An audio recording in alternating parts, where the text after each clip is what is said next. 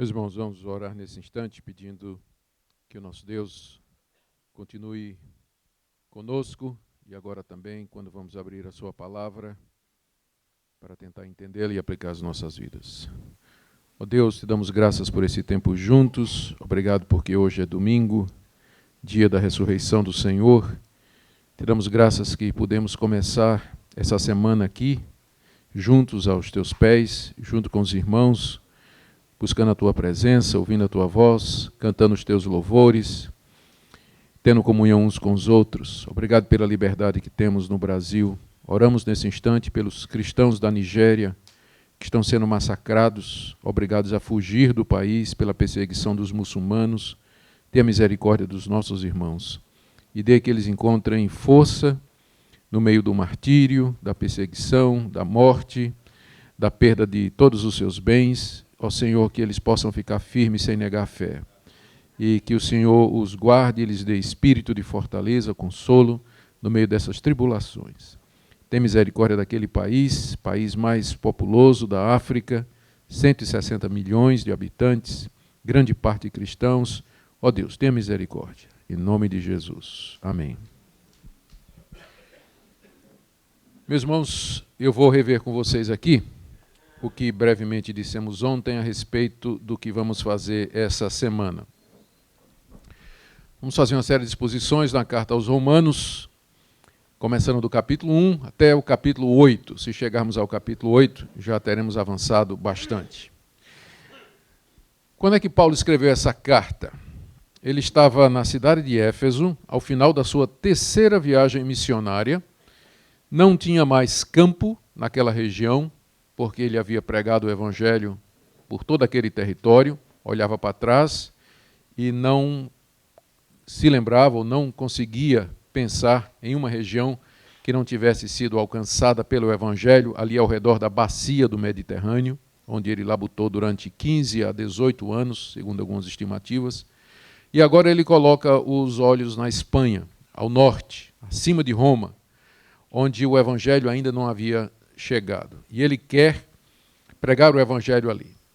Ele está de saída, então, de Éfeso. O plano dele é ir para Jerusalém para levar ofertas que ele coletou nas igrejas que ele havia plantado para os crentes da Judéia, que estavam passando por uma fome, uma dificuldade muito grande. E ele sabia que precisava do apoio de alguma igreja para os seus planos missionários. E a igreja mais próxima e mais forte, e que estava localizado estrategicamente, que teria condições de apoiá-lo financeiramente e espiritualmente, era a igreja de Roma. Então, ele não era conhecido da igreja de Roma, ele não fundou a igreja de Roma, embora lá em Roma houvessem muitos cristãos que o conheciam de outros lugares. Então, ele resolve escrever essa carta à igreja de Roma. Ele está saindo de Éfeso a caminho de Jerusalém, e o plano era de Jerusalém subir para Roma. E de Éfeso ele manda uma carta para Roma. O seu alvo, então, é apresentar seus planos missionários e expor o evangelho que ele prega, porque, é claro, a igreja só apoiaria um missionário que pregasse o evangelho. Então, Paulo, como não é conhecido, ele, a não ser de fama, né, de nome, ele quer fazer uma exposição detalhada do que é que ele acredita, daquilo que ele vai pregar. Daí a importância dessa carta, porque é nela que Paulo, talvez da maneira mais sistemática, expõe o evangelho, ou pelo menos as partes fundamentais do evangelho. Ao mesmo tempo, Paulo sabe que lá em Roma existem muitos judeus que se converteram ao cristianismo. E havia muita boataria entre os judeus a respeito de Paulo. Acusações de que ele era um apóstata, ele era um judeu da dispersão, portanto não era um judeu legítimo, não conhecia bem a religião judaica e que estava dizendo que a lei era provisória, estava dizendo que o templo ia ser destruído, estava dizendo que a circuncisão dos judeus, que era o sinal da aliança que Deus havia dado, para nada valia, que Paulo pregava contra as instituições de Israel, que Paulo quebrava a lei de Moisés e que Paulo era uma ameaça para os judeus. Então, esse tipo de boato corria em todas as comunidades judaicas contra o apóstolo Paulo. E esses boatos eram levados avante, especialmente por um grupo de ativistas judaizantes que em todo lugar procuravam desfazer a obra de Paulo. A técnica deles era ir onde Paulo ia, e depois que Paulo saísse, deixando uma igreja, eles entravam naquela igreja e perturbavam os convertidos, particularmente os gentios, dizendo que o evangelho que Paulo tinha pregado era incompleto. Porque sim, a salvação era por Jesus Cristo, mas eles tinham que guardar a lei de Moisés, tinham que se circuncidar, seguir a dieta religiosa dos judeus, guardar o calendário judaico e todas as outras prescrições que Moisés havia feito. Então, esses judaizantes eram um grande tormento na vida do apóstolo Paulo. E uma das coisas que eles diziam é que Paulo não era um apóstolo autorizado de Jesus, porque ele não era um dos 12. Ele veio depois, portanto, era um genérico, não era autêntico. Ele estava correndo de lado, paralelo, não era do grupo dos verdadeiros apóstolos, era um subapóstolo, portanto, não merecia atenção, a mensagem dele era inadequada. Então, tudo isso estava acontecendo e Paulo sabia que na hora que aparecesse em Roma, esse tipo de questionamento haveria de se levantar. Então, o que ele faz nessa carta é fazer uma exposição do evangelho que ele prega, já respondendo esse tipo de questionamento que ele sabe que os romanos vão fazer. É por isso que a carta, ela traz muita coisa a respeito dos judeus, da lei, da circuncisão. Olha aqui o esboço da carta. No capítulo 1, ele fala da perdição dos gentios, os não-judeus, todos eles estão perdidos. No capítulo 2, ele diz que os judeus também estão perdidos, não é só os gentios, não. Os judeus também precisam de Jesus, porque os privilégios que eles receberam não os isentam da necessidade de justificação mediante a fé. No capítulo 3, ele diz que todos estão perdidos, mas Deus oferece salvação a todos pela fé em Cristo Jesus. Então, esses 3 primeiros capítulos, 1, 2 e 3, ele fala da perdição de todos os homens para lançar a base da necessidade do Evangelho. No capítulo 4, ele fala do exemplo de Davi e de Abraão, 2 judeus que foram salvos pela fé e não pela lei. Salvos pela fé no Messias e não pela lei. E no 5, ele faz uma comparação entre Adão e Cristo e os efeitos da salvação, da justificação pela fé. Então, se nos capítulos 1, 2, metade do 3, ele fala da perdição, metade do 3, 4 e 5, ele fala da justificação pela fé. E aí, nos capítulos 6, 7 e 8, ele vai falar da santificação. Como é que esses perdidos, que são justificados pela fé, eles vivem nesse mundo. Ele fala da libertação do pecado, no capítulo 6, mediante união com Cristo, também da libertação da lei, ele explica o propósito da lei, para que a lei foi dada, no capítulo 7, e, finalmente, vida no Espírito, como é que, pelo Espírito Santo, nós podemos viver aqui nesse mundo. Depois ele fala, não vamos entrar nesse capítulo, mas apenas para lhes dar uma visão ampla da carta. Nos capítulos de 9 a 11, ele fala do lugar de Israel no plano da salvação e a entrada dos gentios na igreja. Deus ainda há um futuro para a nação de Israel, mas por enquanto é o tempo dos gentios. Ele explica isso nesses 3 capítulos que são extremamente desafiadores na sua compreensão. Não é? Especialmente porque fala muito sobre predestinação, eleição, aí muita gente acha complicado. Eu não vejo problema nenhum, mas tem muita gente que vê muita dificuldade com isso. Nos capítulos de 12 a 4, Paulo fala sobre as aplicações da justificação na vida prática. Questões neutras, a questão dos dons, a unidade da igreja, do ministério das pessoas, como conviver com quem pensa diferente de nós, tudo isso ele trata nos capítulos de 12 a 14. No 15, ele volta a falar dos seus planos missionários, dessa feita com maior clareza. Ele descreve o seu trabalho, o que é que ele já tinha feito, e fala outra vez dos seus planos, com muita clareza, de ir a Roma e de lá ser levado por eles até a Espanha. E no capítulo 16, ele dá palavras finais e saúda aqueles que o conheciam na igreja de Roma. Então, todo o livro é muito interessante, desafiador.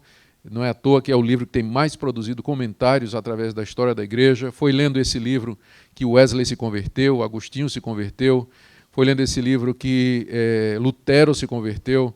Foi lendo esse livro que um professor meu, um doutor na época de mestrado, 60 e poucos anos, se converteu, era professor de teologia, se converteu doente no hospital lendo Romanos 7, não é?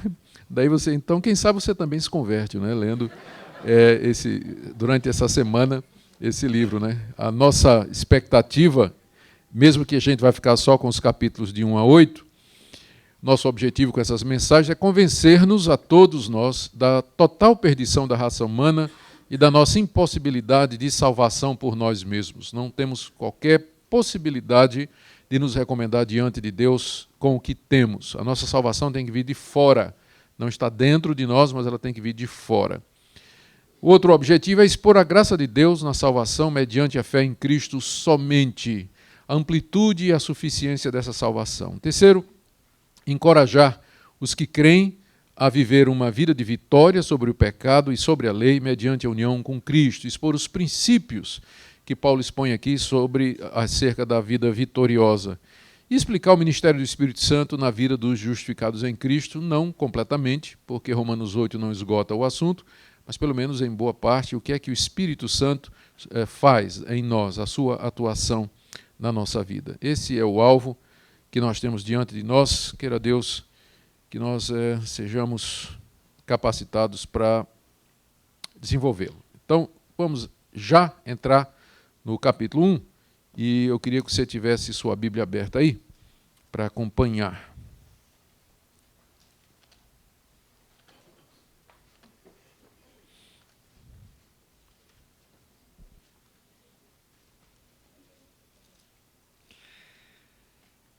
Nós iremos lendo o texto à medida que formos progredindo na exposição.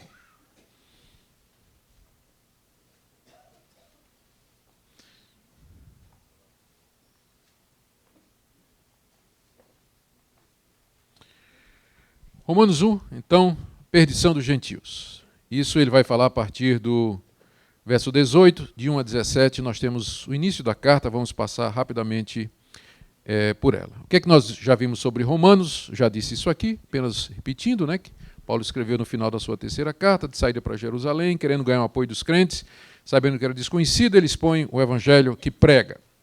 A carta, então. Ele começa se identificando, como sempre faz nas suas cartas. Paulo, servo de Jesus Cristo, chamado para ser apóstolo, separado para o evangelho de Deus. Ele se qualifica aqui de três maneiras. Primeiro, ele é um servo de Jesus Cristo. A palavra servo, doulos, no original, escravo, que indica a sua relação com Cristo. Ele foi chamado para ser apóstolo. Ele não foi constituído por algum homem e nem se constituiu apóstolo, mas ele foi chamado por Deus para ser apóstolo. Isso aqui está no início da carta, porque Paulo já antevê aquela acusação que vai ser feita, de que ele não era apóstolo, era um genérico, né? Alguém que era um mercenário que estava usando o nome de apóstolo para ganhar dinheiro plantando igrejas. Fenômeno que não é só daqueles dias, não é? Mas também nos dias de hoje. Então ele já disse que ele foi chamado para ser apóstolo, ele não se autonomeou. E terceiro, que ele foi separado para o evangelho de Deus. Deus não somente o chamou, mas o separou para dedicar-se ao trabalho de Deus. Há talvez um jogo de palavras aqui, porque a palavra separado em grego é a mesma palavra de onde vem a palavra fariseu.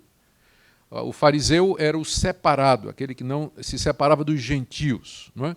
E como o contexto da carta, o pano de fundo dos seus leitores é judaico, então Paulo aqui está quase que dizendo, eu sou um fariseu de Deus, um fariseu do bem, não é? Que a gente sempre associa o fariseu com o mal, né? Mas ele é um fariseu do bem, ele foi separado para o evangelho de Deus, é um fariseu do evangelho, separado para o evangelho de Deus. Então essa introdução já antecipa muita coisa do conteúdo da carta. Aqui nos versos de 2 até 6, ele fala do evangelho que prega e do seu apostolado. Isso faz parte da intenção dele de se apresentar.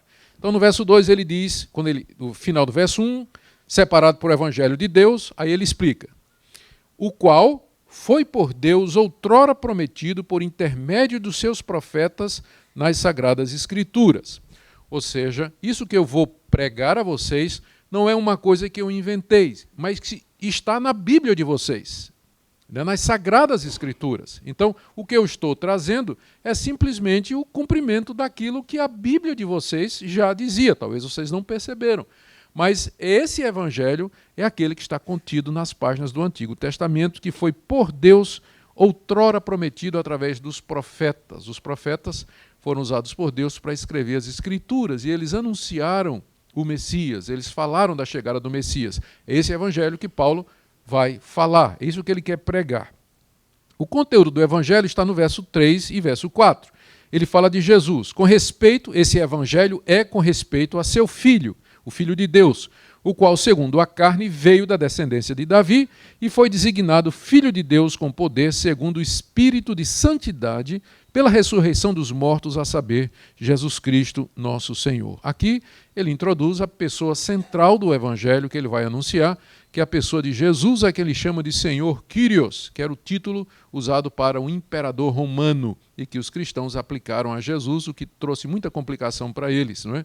Porque o Kyrios era o imperador supremo do mundo antigo. Na hora que os cristãos diziam que Jesus era Kyrios, tinha uma implicação política aí, não é?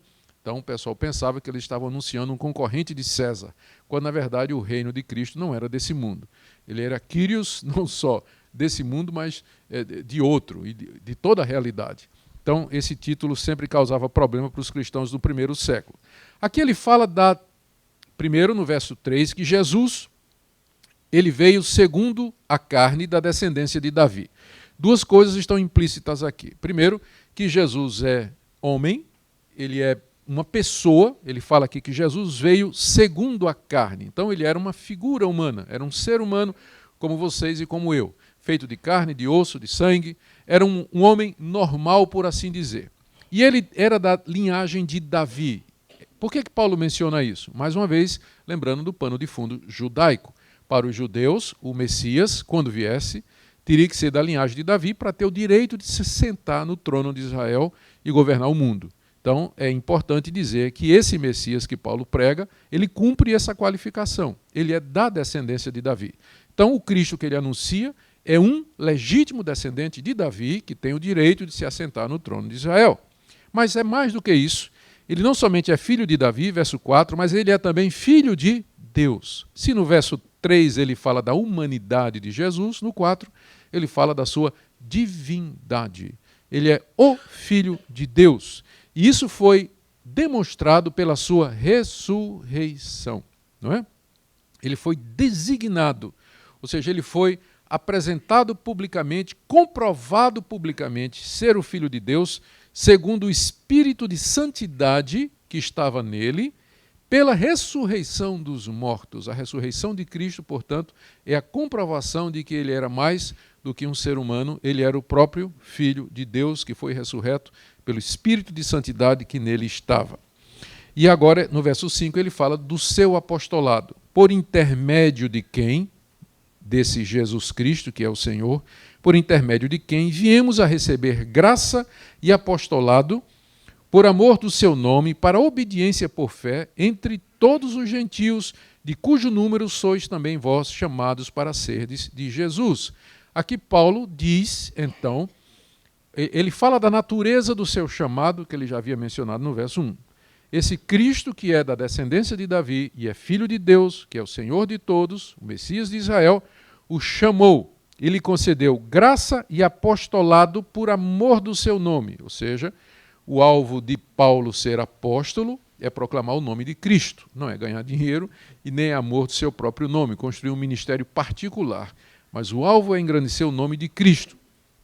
E o propósito era a obediência por fé entre todos os gentios. Então é nesse sentido que Paulo é diferente dos 12, porque ele foi especificamente chamado por Cristo para ser apóstolo de Cristo entre os gentios, entre os não-judeus, para chamar os gentios a obedecer ao Evangelho. E aí ele já emenda, no verso 6, de cujo número sois vós. Os romanos eram gentios, não eram judeus, não é? Embora na igreja de Roma havia judeus, mas os romanos, na maior parte, a igreja de Roma era na maior parte constituída de gentios. E ele diz, olha, Deus me chamou para pregar o Evangelho de Cristo entre os gentios. E vocês são gentios, não são? Então, em outras palavras, vocês estão debaixo da minha jurisdição, vocês estão dentro do meu campo de atuação, e é por isso que eu quero ir para Roma. Porque eu não estou fazendo nada, não estou invadindo o campo de ninguém. Eu estou dentro do meu campo de atuação, foi para isso que Cristo me colocou. Aí então, no verso 7, ele termina a saudação nomeando os destinatários. A todos os amados de Deus que estáis em Roma, chamados para serdes santos. Amados por Deus, chamados para serem santos, uma boa definição do que são os cristãos. Graça a vós outros e paz da parte de Deus nosso Pai e do Senhor Jesus Cristo. Vocês notaram aqui que nesses versos de 1 a 6, já há uma prévia, né, do conteúdo da carta. Ele fala do seu apostolado, fala do evangelho que ele prega, diz que é de acordo com as escrituras judaicas, explica quem é o Cristo, que é o Messias, descendente de Davi, homem e Deus, pela ressurreição dos mortos, e diz por que é que ele ousou escrever uma carta para uma igreja que ele não conhece. É que ele foi chamado para ser apóstolo dos gentios e os romanos são gentios, portanto estão debaixo da jurisdição dele. Está tudo aqui nesses versículos, não é? Muito bem, agora ele vai ao assunto. Ele tem planos de ir a Roma. Vai aí do verso 8 até o verso 15. E vamos ver aqui como é que ele faz isso. Verso 8 a 9, ele agradece a Deus pela igreja. Primeiramente, dou graças a meu Deus, mediante Jesus Cristo, no tocante a todos vós, porque em todo o mundo é proclamada a vossa fé.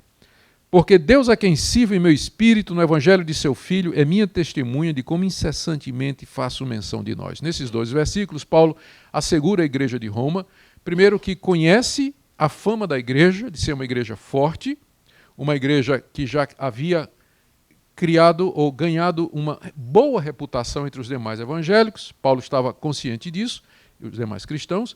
E agora a segunda coisa é que Paulo deseja assegurá-los de que eles estão na lista de oração do apóstolo. Paulo já ora por eles, agradece a Deus por eles, toda vez que Paulo dedica tempo à oração. E de fato, pensando aqui no verso 8, quando ele diz que em todo o mundo é proclamada a fé dos cristãos de Roma, é preciso lembrar que a igreja de Roma, cedo, ela se tornou uma igreja muito forte. Nós não sabemos quem fundou a igreja de Roma. Provavelmente foram romanos prosélitos que estavam em Pentecostes, em Jerusalém, por ocasião do dia de Pentecostes. Porque lá naquela lista de Atos 2, das pessoas que estavam ouvindo a pregação de Pedro, está lá escrito romanos, né, ou prosélitos de Roma. Então, o que aconteceu provavelmente é que judeus que vieram para a festa do Pentecostes, lá ouviram a pregação de Pedro, conforme está em Atos 2, se converteram e voltaram para Roma e lá começaram um estudo bíblico em casa, né, uma pequena comunidade.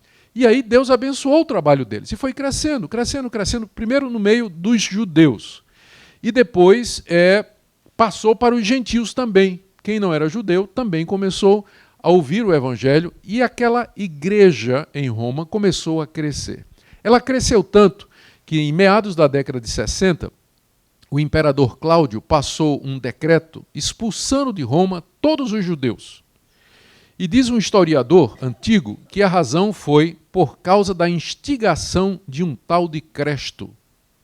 O historiador romano não entendia nada de religião judaica e provavelmente Cresto é quem? Cristo.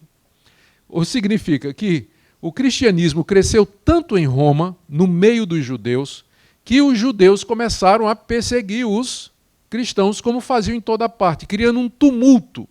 E o imperador, que não entendia nada de religião, pensou que era uma coisa dos judeus, né, que estavam brigando entre si por questão religiosa, e expulsou todos os judeus de Roma por causa da instigação de um tal de Cresto, né? A interpretação que a gente dá é que o evangelho cresceu tanto na cidade de Roma que causou polêmica lá na comunidade judaica, que os judeus, perseguindo os cristãos, perturbando a paz pública, o imperador não entendia de nada, mandou todo mundo embora, né? E foi nessa saída que veio aquele casal, Priscila e Áquila, que encontrou-se com Paulo em Corinto, não é? Por causa dessa perseguição, e fizeram uma amizade que durou o resto do ministério de Paulo. Mas isso para dizer como a igreja de Roma já era, na década de 60, 30 anos depois de Pentecostes, já era uma igreja forte e reconhecida no mundo todo, ativa, evangelística, e é por isso que Paulo tem os olhos nela, porque precisa do apoio dessa igreja para ir para o campo missionário. Paulo diz que ora por eles o tempo todo. E o que é que ele pede? Está aí no verso 10. Em minhas orações faço menção de vós, suplicando que, em algum tempo, pela vontade de Deus, se me ofereça boa ocasião de visitar-vos. O que Paulo pedia a Deus era que, no tempo de Deus, houvesse uma ocasião boa para que ele pudesse visitar a igreja de Roma. Ele queria estar com os irmãos, não é? Se fosse a vontade de Deus, pela vontade de Deus. Paulo não viveu nos nossos dias, senão ele teria decretado, determinado a sua viagem a Roma. Mas ele, como não vive nos nossos dias, ele tem uma teologia atrasada, não é? Ele diz, se for a vontade de Deus, eu vou a Roma, não é? Em vez de decretar, determinar e ordenar a Deus, não é? Que tomasse, em vez de tomar posse pela fé da ida, ele já disse, se for a vontade de Deus, é que ele não tinha muita fé. Mas tudo bem. Verso 10. O que é que ele quer fazer em Roma? Versos 11 e 12. Ele diz aí, muito desejo ver-vos, a fim de repartir convosco algum dom espiritual, para que sejais confirmados. Primeiro propósito de Paulo era confirmar aquela igreja. Como eles não haviam sido fundados por um apóstolo, e Paulo era apóstolo dos gentios, Paulo vê a sua ida entre eles como uma espécie de autorização ou confirmação, legitimização da igreja. Eu quero ver-vos para confirmar vocês. Vocês já são crentes, a igreja crescendo, mas vocês não têm ainda uma presença apostólica, não é? Nenhum dos apóstolos, dos 12, mais Paulo, esteve lá. Então, naquele tempo, na vigência do tempo dos apóstolos, quando eles ainda estavam vivos, eles eram os líderes, os cabeças da igreja cristã. Então, havia necessidade dessa legitimização, essa confirmação.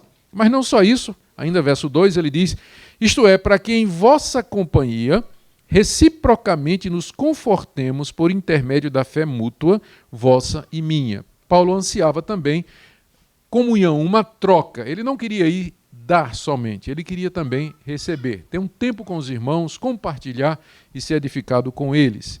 E o terceiro motivo, verso 13, porque não quero, irmãos, que ignoreis que muitas vezes me propus ir ter convosco, no que tenho sido até agora impedido, para conseguir igualmente entre vós algum fruto, como também entre os demais gentios. O terceiro alvo era conseguir um fruto entre eles. O fruto seria ou a conversão de mais judeus, mais gentios ali em Roma, ou a própria confirmação e edificação da igreja.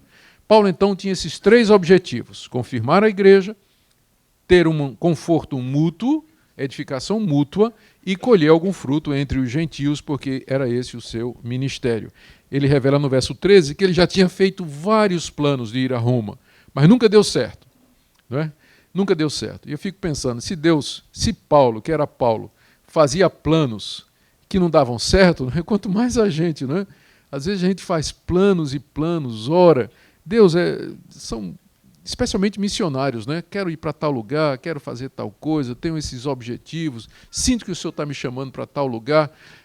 Paulo planejou e não deu certo. E essa também não vai dar certo, porque ele vai chegar em Jerusalém, o plano dele era, chegando em Jerusalém, pegar um navio para Roma.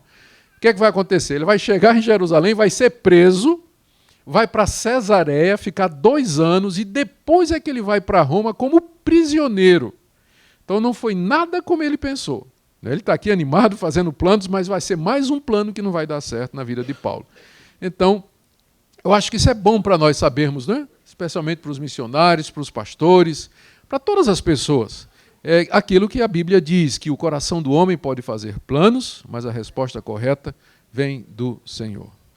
Há caminhos que aos homens parecem direito, mas ao final são caminhos de morte. E o homem não entende direito o seu caminho. Por isso que ele tem que viver na dependência de Deus o tempo todo. Está pronto para ser guiado por Deus, mudar de planos, mudar de estratégia, ver novas oportunidades, sempre na dependência de Deus. Assim era o apóstolo Paulo. Por que é que ele quer fazer tudo isso? Por que essa disposição dele de ir a Roma? Por que é que ele quer fazer isso com tanta vontade? Ele diz nos versos 14 e 15: pois eu sou devedor, tanto a gregos como a bárbaros, tanto a sábios como ignorantes.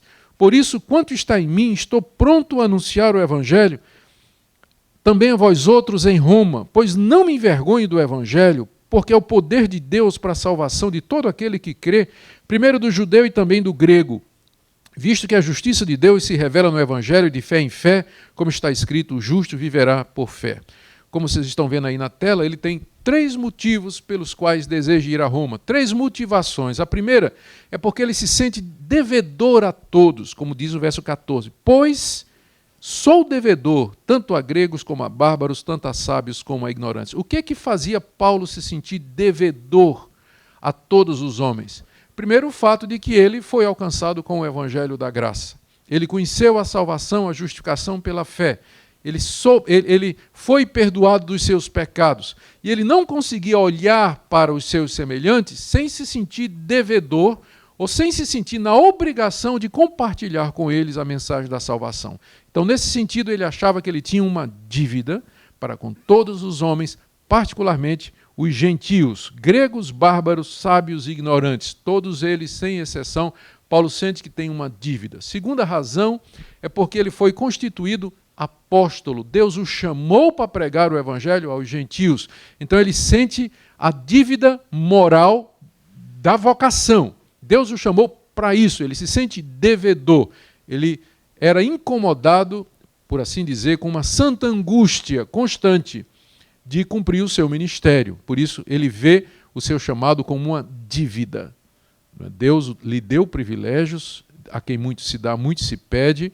Ele foi salvo pela graça, era perseguidor, virou cristão, tornou-se apóstolo, recebeu poderes extraordinários, graça e dons extraordinários, portanto, ele se sentia devedor de compartilhar o evangelho. Essa é a primeira motivação. A segunda é que ele estava disposto, havia uma disposição nele, um ânimo, verso 15, o quanto está em mim, estou pronto a anunciar o evangelho, também a vós outros em Roma. Se depender de mim, Paulo diz, é claro que ele está se submetendo à vontade de Deus, mas o quanto está em mim, estou pronto, estou disposto. Onde Deus me mandar, eu vou. Se for para Roma, eu vou, eu estou querendo ir aí. Então, você vê aqui o retrato do homem comprometido, alguém que tem consciência da sua vocação e do seu chamado. E o terceiro motivo, está aí no verso 16, eu não me envergonho do evangelho. Eu não tenho a menor vergonha do evangelho. Por isso, eu não tenho receio de ser ridicularizado, assediado, ameaçado, perseguido, torturado. Eu não me envergonho dessa mensagem.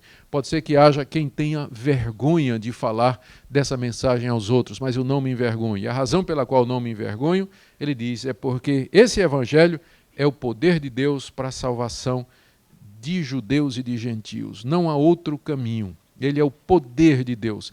Ele é a mensagem poderosa que salva os pagãos, por pior que seja o estado deles, e que salva os judeus, por maior que seja a dureza dos seus corações. Mas essa mensagem é poderosa para converter, transformar, mudar, justificar, santificar, reconciliar. Esse é o caminho de Deus, é o instrumento que Deus usa para reconciliar-se com o homem, é o Evangelho. Por isso eu não me envergonho dele, e o quanto estiver em mim, eu estou disposto a pregá-lo até os confins da terra.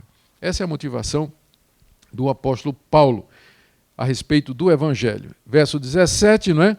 A razão pela qual o Evangelho é o poder de Deus é porque nele se revela a justiça de Deus. Porque é nas boas novas do Evangelho que se descobre como é que Deus justifica o pecador, que é mediante a fé. De fé em fé, então, as pessoas, uma a uma, os que creem em Jesus, elas são justificados, e é nisso que reside o poder do Evangelho. Eu sei que hoje em dia, quando se fala em poder do Evangelho, as pessoas pensam curas, milagres, sonhos, visões, revelações, línguas, prosperidade, mas para o apóstolo Paulo, o poder do Evangelho se resume na sua capacidade de justificar o pecador. É nisso que está o poder do Evangelho, e não nos sinais e prodígios, em curas, libertações. Isso são acessórios que, se Deus quiser dar, Ele dá. Mas não é essa a essência do Evangelho. O poder do Evangelho se resume nisso, e é nisso que ele se mostra de fato poderoso. Pegar judeus e gentios, inimigos de Deus, mortos em suas ofensas, cegos, perdidos e condenados, e justificá-los, perdoá-los, reconciliá-los com Deus. É nisso que reside o poder do Evangelho. Sinais, prodígios, milagres e tudo, que hoje em dia virou prioridade no evangelicalismo brasileiro, é uma inversão, na verdade, do Evangelho. O poder dele reside na justificação. E tudo isso mais que eu mencionei é acessório. Pode ou não haver, e não deveria ser, alvo da nossa busca. Em lugar nenhum você vai encontrar Deus nos convidando a buscar sinais e prodígios, mas em todo lugar Ele nos chama a nos reconciliar com Ele, a buscar o perdão dEle, a estarmos com Ele, e está nas mãos de Deus fazer o extra, se Ele quiser fazer. Se Ele quiser fazer. O poder do Evangelho está nisso. Então, por isso Paulo não se envergonha. Muito bem, gente. Está aqui o prefácio e saudação.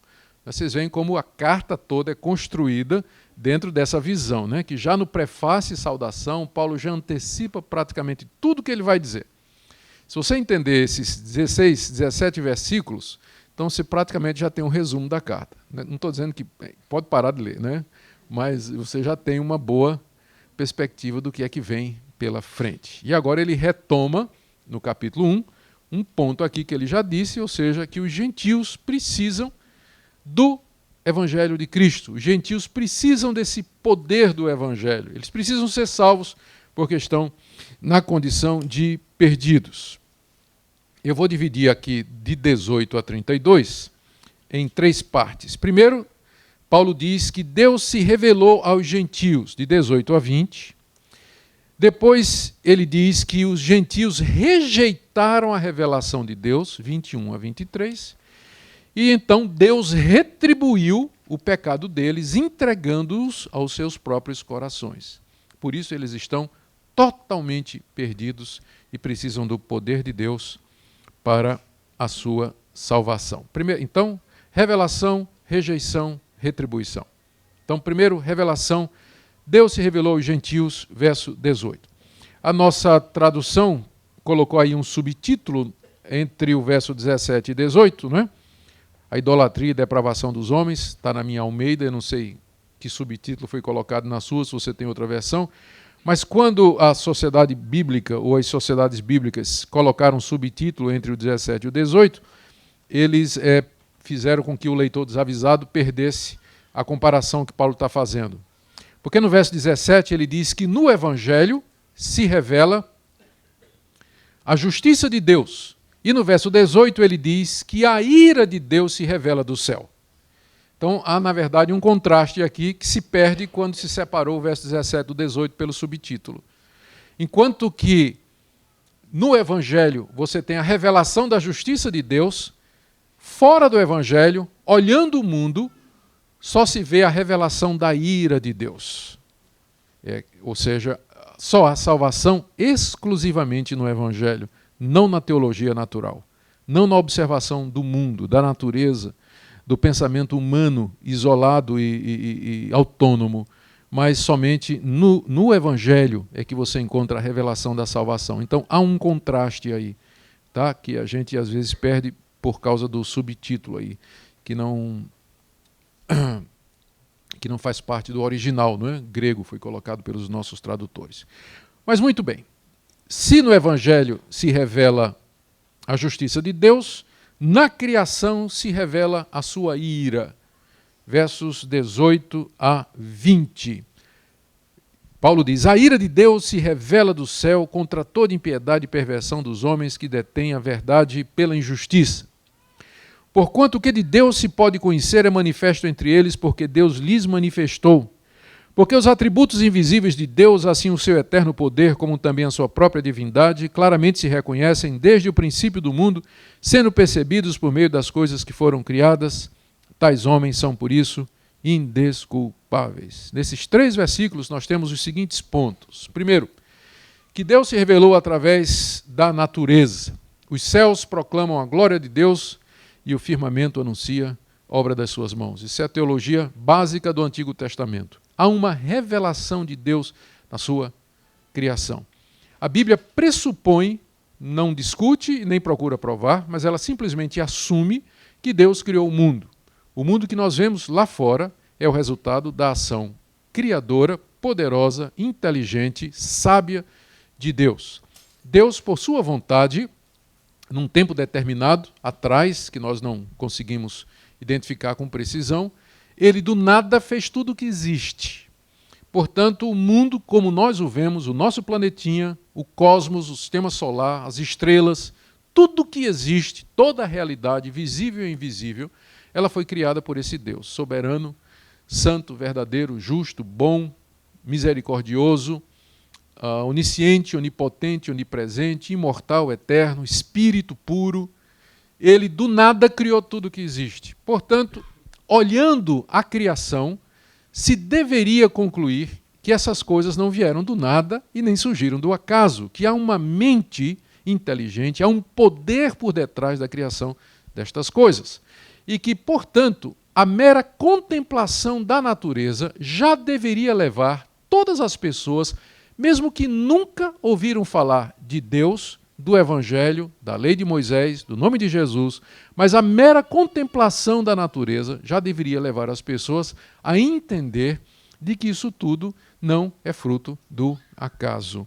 E que a criação não, e que as coisas criadas, elas não são deuses, e que o mundo não gerou-se a si mesmo, como disse desesperado o ateu Sam Harris, há pouco tempo, não é, que quando foi apertado, eu não sei por que apologeta cristão, Lane Craig, não sei quem, né, falando sobre a origem de todas as coisas, se Deus não existe, então de onde é que veio o mundo? Ele diz, não, o mundo criou-se a si mesmo, né? E o Craig então pegou ele no pé dizendo, mas para que uma coisa crie outra, ela tem que existir antes da coisa criada. Então, você agora entra numa contradição. Como é que o mundo pode ter gerado ou criado a si mesmo? Porque para criar o mundo ele teria que existir antes. E aí você só está retrocedendo o problema, não é? Então, o ponto aqui de Paulo é exatamente esse. Veja o que ele diz. Através da criação e da natureza, se percebe, primeiro, que há um Deus. Segundo, que esse Deus está irado. A ira de Deus se revela dos céus, porque os homens transformam a sua verdade em mentira. Esse Deus, portanto, não é um Deus distante, não é um Deus insensível e não é um Deus sem padrões morais, mas é um Deus que se ira porque ele quer o reconhecimento das suas criaturas, que ele é o Criador. E não havendo isso, então a sua ira se manifesta. A própria criação declara isso, que há um Deus e que esse Deus não está satisfeito conosco. Talvez por causa das catástrofes, por causa dos cataclismas, por causa da presença do mal e do sofrimento no mundo, mas a realidade, quando observada, mostra que tem alguma coisa errada e que se há uma divindade, com certeza ela não está muito satisfeita com a humanidade, senão estas coisas não estariam de fato acontecendo. Mas não somente a ira de Deus se revela pela natureza conturbada ao nosso redor, mas alguns dos seus atributos invisíveis, algumas das qualidades de Deus podem ser observadas. A primeira, ele menciona aí no verso 20, é o seu eterno poder. Tinha que ser, para que estas coisas existissem, elas teriam que vir à luz mediante um poder extraordinário que, por sua vez, teria que ser eterno. Ele não foi criado, ele não teve um momento, mas é um poder que sempre existiu, sempre esteve lá. Então, esse poder extraordinário, num determinado momento, trouxe à luz tudo o que existe. Então, isso se deveria perceber pela contemplação da natureza. Além disso, ele fala também, ainda no verso 20, a sua própria divindade. Quando fala da divindade de Deus, está se fazendo um contraste entre Deus e a criatura. Ou seja, o ser que criou estas coisas é distinto das coisas que ele criou. Ele é divino, ele não faz parte da criação. A criação existe fora dele. Ele não é a criação, nem a criação é ele. Só com essa palavra aqui, Paulo já descarta o panteísmo, o paneteísmo, a ideia de que Deus é o mundo, ou o mundo é uma extensão de Deus, de que Deus é a alma do mundo. São todas concepções pagãs. O eterno poder que trouxe à luz tudo isso é divino. E no contexto significa que ele é distinto da sua criação. Ele não faz parte da sua criação. Então, com isso, Paulo já está condenando. Primeiro, a idolatria, que é a adoração da criação. Você adorar o próprio homem, adorar animais, adorar o sol, a lua, a estrela, adorar as árvores, os acidentes geográficos, não é? Isso já é, então, uma deturpação da revelação natural de Deus. Então, pela criação, pela revelação natural, as pessoas deviam saber que existe um Deus, que esse Deus está irado e que esse Deus é eterno, todo-poderoso e que ele não é a criação. Embora essa revelação nos diga tanta coisa sobre Deus, todavia ela é insuficiente para salvar o homem.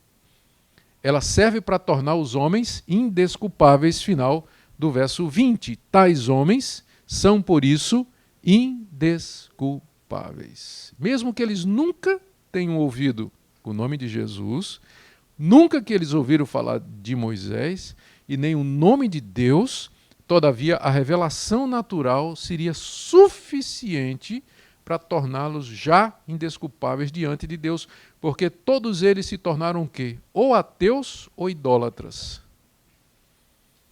Ou ateus ou idólatras, ou inventaram uma religião falsa.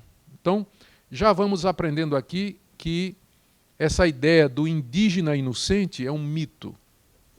Tá? Não tem indígena inocente, puro, tentando encontrar Deus assim na sinceridade do seu coração. Não existe isso. Não é? Porque é o próximo ponto aqui de Paulo, que a humanidade como um todo rejeitou essa revelação. 21 a 23, leamos. Porquanto, tendo conhecimento de Deus, não o glorificaram como Deus, nem lhe deram graças, antes se tornaram nulos em seus próprios raciocínios, obscurecendo-se-lhes o coração insensato, inculcando-se por sábios, tornaram-se loucos, e mudaram a glória do Deus incorruptível em semelhança da imagem de homem corruptível, bem como de aves, quadrúpedes e répteis. Aqui nessa segunda parte, Paulo diz o que é que os homens fizeram com a revelação de Deus na criação. Eles a rejeitaram. Eles não têm desculpa nenhuma. Por quê? Porque conhecendo a Deus, duas coisas, verso 21, não o glorificaram como Deus. Era isso que eles deveriam ter feito, olhando a natureza. Há um Deus que não é dessa criação. Glória a esse Deus, honrar esse Deus, procurar esse Deus. Não fizeram isso. Segunda coisa que eles deviam ter feito era dado graças a Deus, porque eles deveriam saber que a vida, a existência, o alimento, a providência, o socorro, os confortos, tudo que existe vem desse eterno poder, desse Deus divino, desse ser divino que criou todas as coisas. Então, pelo menos duas atitudes eles deveriam ter tido.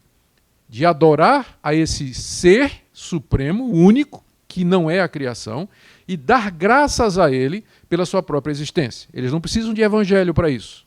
Não precisavam de Moisés para isso. A revelação natural deveria ser suficiente para dar esse conhecimento mínimo de Deus. Mas o que é que eles fizeram? Não o glorificaram nem lhe deram graças. O que é que eles fizeram então? E Paulo aqui traça a espiral da decadência humana, que vai do verso 21 até verso 23. Veja só a sequência. O que é que eles fizeram? Primeiro, antes se tornaram nulos em seus próprios raciocínios. Eles começaram a raciocinar o que não é pecado. Deus nos deu uma mente exatamente para pensar. De onde vieram? De onde viemos? Qual a origem de todas estas coisas? Por que é que estamos aqui? Por que é que as coisas funcionam assim? A filosofia é tão antiga quanto o homem. Desde que o homem existe que ele faz essas perguntas, não é? O porquê de todas estas coisas? Só que o problema é que eles começaram a raciocinar sem levar Deus em conta. E tentaram encontrar explicações para a existência do mundo, de si mesmos, de como as coisas funcionam, sem levar em conta a revelação que Deus fez de si mesmo na natureza. E uma vez que eles deixaram Deus de fora, tentaram encontrar outras explicações para a realidade, então os seus raciocínios, na palavra de Paulo, se tornaram nulos, ou seja, não deram em nada. Porque sem um referencial fora de nós tateamos na escuridão tentando achar a razão de ser das coisas.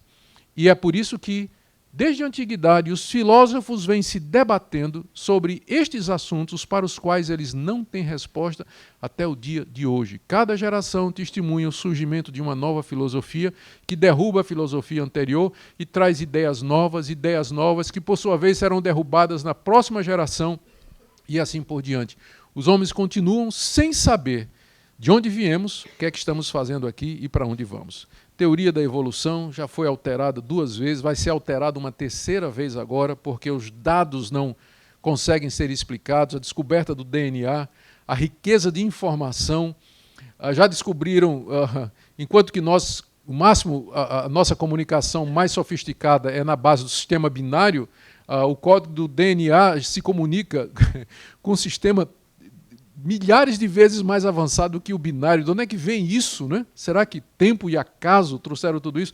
Então, daqui a pouco já vai ter a 3ª, a 4ª, na verdade. Primeiro Darwin, Lamarck, depois vem a nova síntese evolutiva, agora vem a 4ª mudança, já na teoria da evolução, porque ela não consegue acomodar as informações que chegam, né? E que desafiam a teoria em si. Então, talvez a nossa próxima geração já derrube, né, a teoria da evolução, já vem outra teoria tentando explicar aí, talvez a do universo paralelo, né? Universos paralelos e por aí vai. O homem tentando explicar a origem de todas as coisas sem levar Deus em consideração. Primeiro, eles começaram a pensar sem levar Deus em conta. E aí ficaram confusos, raciocínios nulos. Aí, segundo passo, é uma escadinha descendo, começou na cabeça, o próximo é o coração. Obscureceu-se-lhes o coração insensato. Paulo chama de insensato porque eles não levaram Deus em conta. Refletindo o que diz o Salmo, diz o tolo no seu coração, não há Deus. Então o coração insensato porque rejeita a revelação natural, e aí então se obscurece, fica cheio de trevas, fica perdido sem saber para onde vai. E aí desce mais um pouco, verso 22, inculcando-se por sábios, tornaram-se loucos. Começaram a ficar arrogantes, achando que eles são o centro do universo, que eles têm a resposta de todas as coisas, se vangloriando disso. E 4º passo, verso 23, idolatria. Não é interessante? Eles rejeitam a Deus, mas acabam fazendo os seus próprios deuses. Verso 23, mudaram a glória do Deus incorruptível, na semelhança da imagem de homem corruptível, bem como de aves, quadrúpedes e répteis.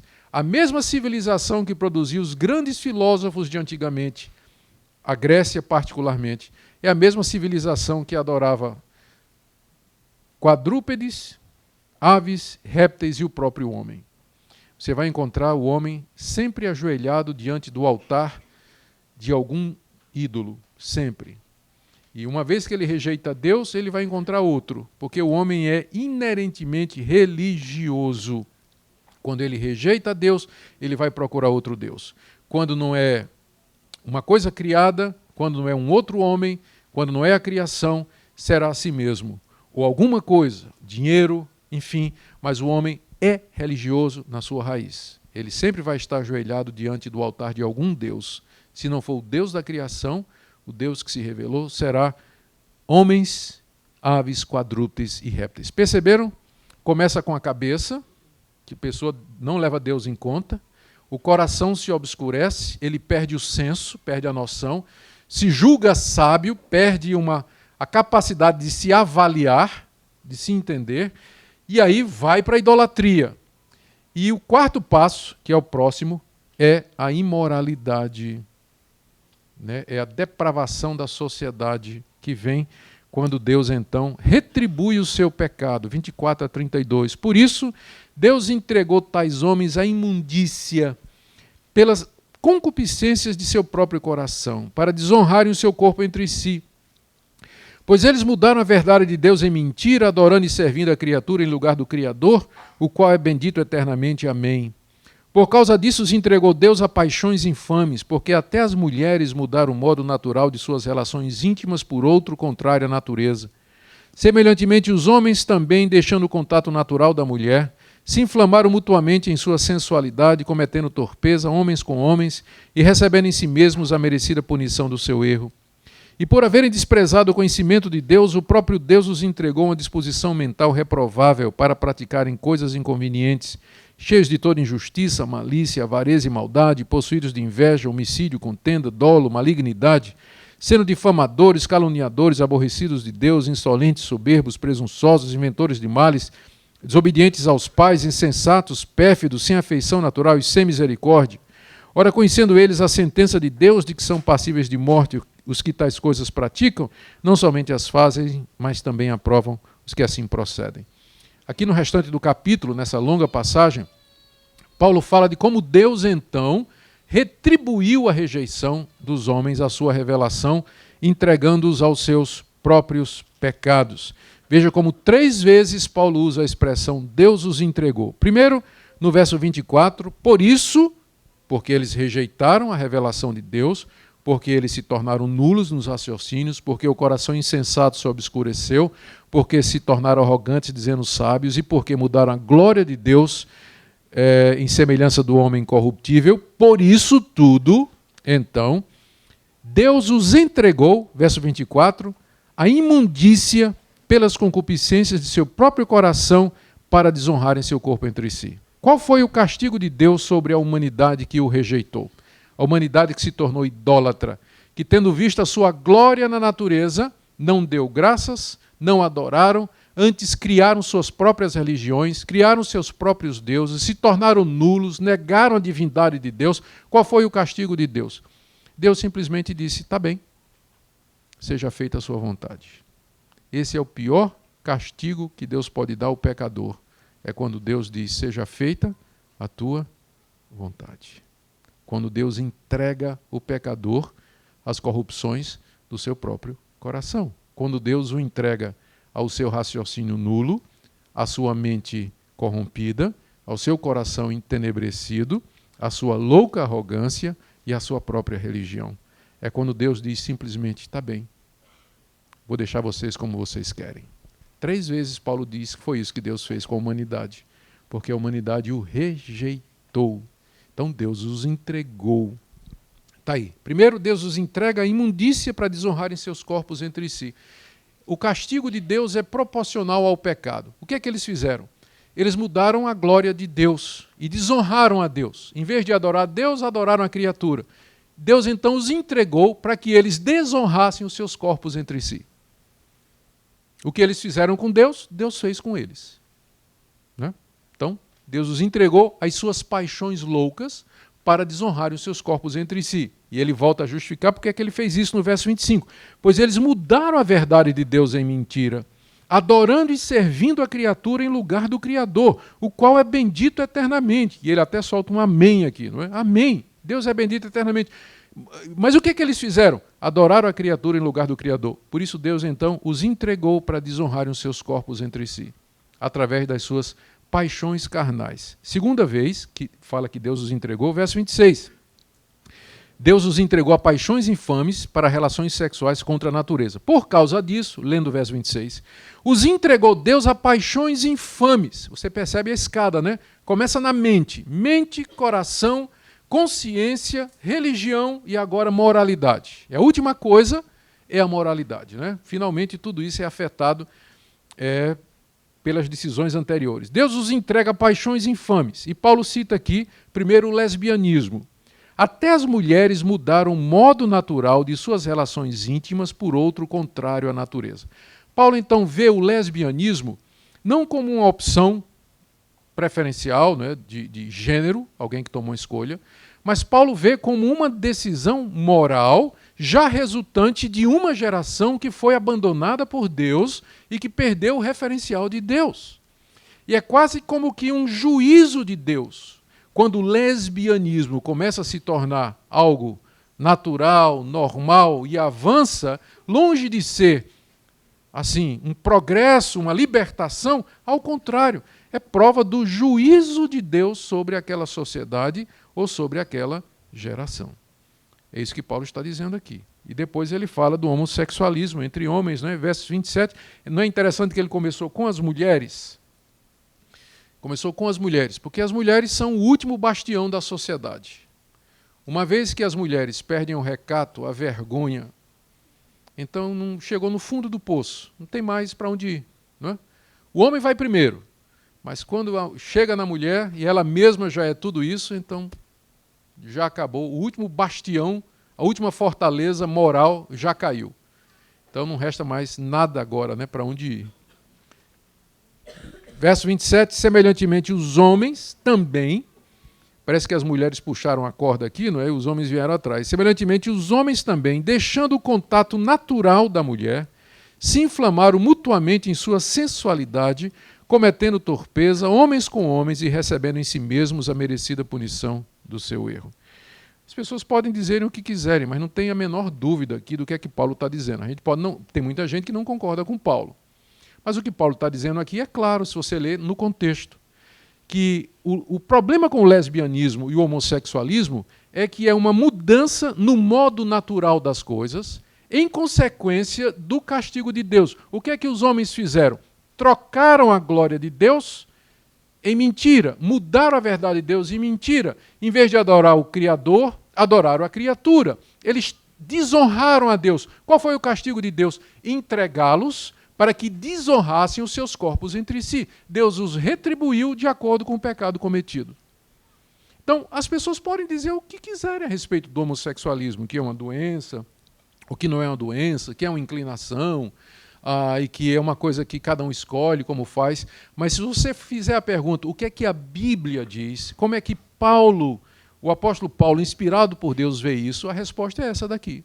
Ele vê como sendo a evidência de que essa geração está entregue, abandonada às paixões corruptas do seu próprio coração. Essa resposta não tem outra. E Paulo coloca aqui como sendo a evidência da corrupção chegando no fim.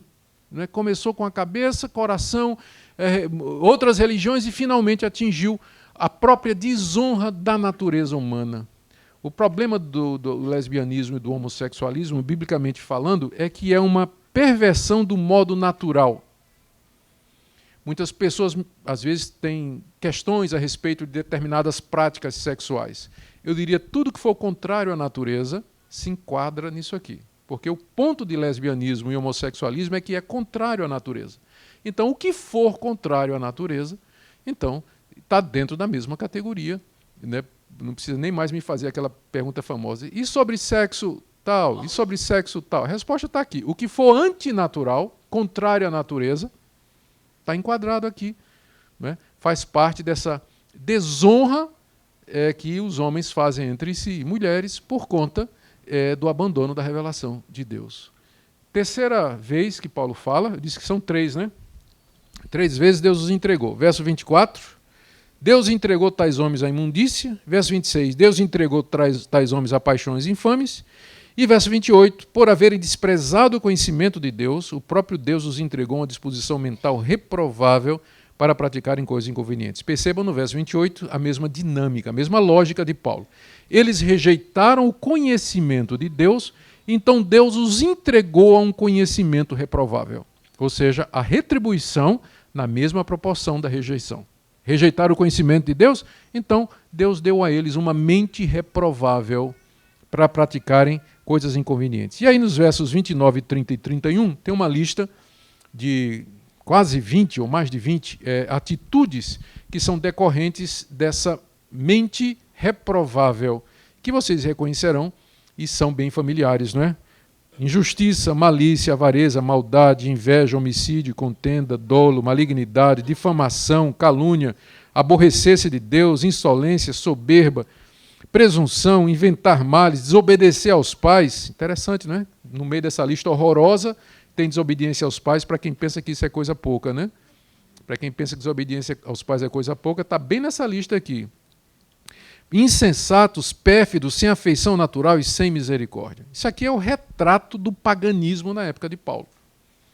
É o retrato da civilização romana, é o retrato da humanidade lá na Espanha, era o retrato do mundo de Paulo. Tá certo? E ele está dizendo, é por isso que eu preciso pregar o Evangelho. Porque essas pessoas, elas são indesculpáveis, elas têm a revelação de Deus. Ninguém pense que elas, chegando diante de Deus, vão dizer assim, eu nunca ouvi, por isso será... Então, Deus, nunca ouviu, não, não. Então entra aqui no céu.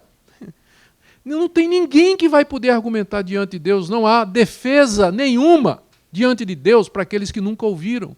porque eles têm a revelação natural, eles deveriam ter, ao menos, adorado a Deus, dado graças a Deus e viver uma vida, pelo menos moralmente reta, tentando, não é, diante da revelação da natureza. Mas o que é que a humanidade, em peso, sem exceção, fez? Ou negam a Deus, constroem seus próprios deuses, se arrogam como sábios, viram as costas para Deus, quebram todas as suas normas e se depravam completamente, se corrompem e vão para práticas sexuais abomináveis, e essa lista toda que está aqui, que é comprovada pela história, pela experiência e pela sua própria consciência, que é isso mesmo que nós fazemos, é isso que nós somos. Né? É isso que nós somos. E Paulo termina dizendo aqui, estes, veja só, 32, conhecendo eles a sentença de Deus, de que são passíveis de morte o que tais coisas praticam, como é que eles sabem disso? Porque a ira de Deus se revela dos céus, contra toda impiedade e contra toda injustiça. Então eles sabem a sentença de Deus, que é de morte contra os que tais coisas praticam.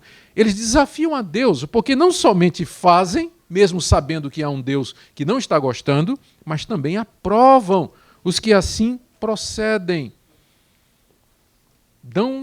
Inocentam quem faz isso, acha normal, natural, né? Não há mais condenação, não há crítica, né? Não há mais padrão moral. Tudo é aceitável, não somente faz, mas aceita quem faz também. Gente, a gente podia pensar que isso aqui é uma descrição do mundo da época de Paulo, e de fato é. Mas vamos ser honestos, isso aqui é uma descrição do nosso mundo. Isso é uma descrição da nossa sociedade, é uma descrição da humanidade de Paulo até o dia de hoje. Nós não mudamos absolutamente nada. A gente aprendeu aí a lua, domina a tecnologia, faz depilação a laser, a gente tem tanta coisa avançada em termos de descoberta do mundo e do uso da tecnologia, mas o homem continua basicamente o mesmo.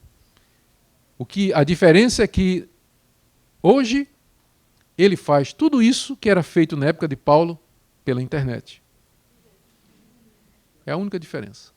Mas são as mesmas coisas. Então, as conclusões que nós chegamos. Primeira, os gentios estão perdidos. Gentios são os pagãos, os não-judeus. Brasileiros são gentios, americanos são gentios. Alemães, o único que não é gentio são os judeus. Essa é a designação bíblica. Quem não for judeu é gentio. Então, os não-judeus estão perdidos. Estão debaixo da ira de Deus. Eles não têm desculpa para o seu pecado, porque rejeitaram a revelação de Deus. Deus os entregou a si mesmos e a sua ignorância não os desculpa. É isso que Paulo está querendo mostrar aqui no capítulo 1. É por isso, então, que ele deseja pregar o evangelho na Espanha, porque a única possibilidade de salvar os gentios é o evangelho de Jesus Cristo, que oferece perdão completo para todos esses pecados, oferece o verdadeiro conhecimento de Deus e é poderoso para salvar todo aquele que crê, mesmo gentios nessa situação. Mais adiante, no capítulo 5, Paulo vai explicar a razão pela qual os gentios rejeitaram a revelação, que é a questão do pecado original. Por que a humanidade toda rejeitou a revelação? A resposta é que o coração do homem é inclinado ao mal. O coração do homem odeia Deus por natureza. Mas isso ele só vai dizer no capítulo 5, nós chegaremos lá. Mas por enquanto ele está aqui cumprindo a sua intenção, que é justificar a necessidade de pregar o evangelho aos gentios diante do fato de que eles estão todos debaixo da ira de Deus, não glorificaram a Deus nem deram graças a Deus. Por isso eles precisam ouvir o evangelho. O que é que nós podemos aprender para nós? Talvez haja aqui pessoas que pensam que os que nunca ouviram serão salvos. Eu sei que parece justo. Se a Bíblia diz que quem crê em Jesus será salvo e quem não crê será condenado, pressupõe que o julgamento vai ser na base do conhecimento, da rejeição ou não de Jesus. Aí vem a pergunta, e os que nunca ouviram? Então é natural que as pessoas pensem que os que nunca ouviram, então, Deus não vai poder condená-los. Só que a base do julgamento de Deus não é ter ouvido o evangelho sim ou não, mas a sua revelação. Deus julgará de acordo com a luz que as pessoas tiveram. E quem nunca ouviu o evangelho teve luz suficiente para não ser idólatra, ao menos. E para saber que há um Deus que rejeita essas coisas. E nenhum seguiu. Esse é o veredito de Paulo. Não há um justo, nenhum sequer. Nenhum. todos pecaram e carecem da glória de Deus. Então, se você está aqui hoje e tinha essa ideia de que quem nunca ouviu vai ter um tratamento especial, eu espero que Romanos 1 tenha curado você dessa heresia. Certo? Não há desculpa, não há isso de inocente porque nunca ouviu. Todos, a humanidade toda está debaixo do justo juízo de Deus. Às vezes as pessoas pensam também que as religiões pagãs são inofensivas e que todas levam a Deus. Não é incomum você ouvir gente pensando que essas religiões dos africanos, dos índios brasileiros, lá daquelas tribos nômades perdidas do deserto do Saara, ali eles estão adorando a Deus, mas com outro nome, não é? A intenção é boa. Não, não. Vocês estão vendo o que Paulo está dizendo aqui, que uma vez que toda idolatria, toda religião idólatra, ela representa uma rejeição da verdadeira religião. É uma rebelião contra Deus. É tornar a glória de Deus em mentira. É tirar a glória de Deus e dar à criatura. Então, não existe religião inocente. Ou é o cristianismo, ou todas as outras. É por isso que ninguém gosta, muita gente não gosta do cristianismo, pelo seu exclusivismo e pela sua arrogância, né? Ou é o cristianismo, ou está tudo errado. Não há salvação em outras religiões. É isso que o cristianismo diz, com base no que Cristo disse. Eu sou o caminho, a verdade e a vida. Ninguém vem ao Pai senão por mim. Se não há o conhecimento de Jesus, a religião, na verdade, é falsa, é enganosa e leva as pessoas para longe de Deus, por mais piedosa, mística e espiritual que pareça. E sincera. Há muita gente sincera aí, mas completamente enganada. E essa sinceridade a gente tem que questionar à luz também do que Paulo diz aqui. Aí é o meu terceiro ponto, né? Os que pensam que há salvação nas outras religiões, eu creio que Romanos 1 deixa muito claro esse ponto. Quarto, aos que entendem que o homossexualismo, o lesbianismo é apenas uma questão de escolha pessoal inofensiva. Nós somos bombardeados constantemente pela mídia, pelos ativistas gay, pelo próprio governo, com programas que favorecem isso aí, em nome de ir contra a homofobia. Eu sou contra a homofobia, eu sou contra discriminar uma pessoa porque ela é homossexual ou lésbica. São cidadãos brasileiros, eles têm direito a todas as coisas que nós temos direito. Eles têm direito de ser o que quiserem. Tá certo? Eles podem escolher ser o que eles quiserem. Isso aí ninguém pode contestar. Agora, o que também ninguém pode contestar é meu direito de dizer que eu considero esse tipo de atitude pecaminosa. É uma atitude contra a palavra de Deus. Então, isso é liberdade de expressão, garantido pela Constituição, garantido pela Carta de Direitos Humanos da ONU, garantido pela minha consciência, pela minha religião e pela minha Bíblia.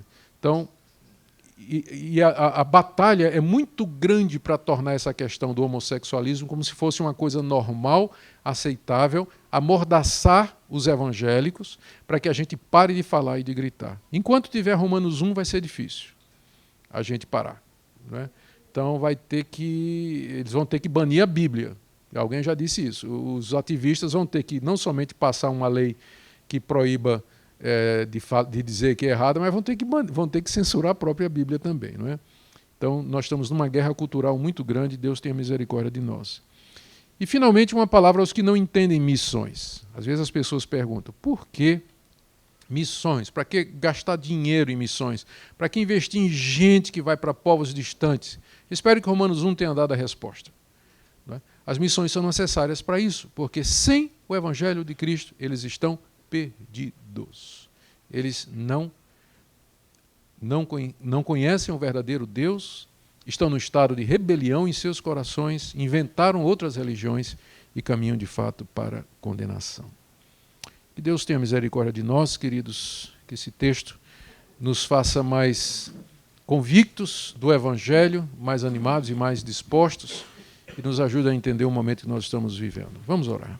Ó Deus, obrigado pelo apóstolo Paulo, obrigado pela inteligência que o Senhor deu para ele, a profundidade, o conhecimento, a visão, a percepção, a paixão. Obrigado que ele escreveu essa carta, inspirado por Ti. Obrigado por essas verdades eternas que até hoje nos orientam, que já orientou milhões de cristãos através de 2000 anos de história. Damos graças porque temos a mesma fé do apóstolo Paulo e podemos, ó Deus, como irmãos, viver estes princípios.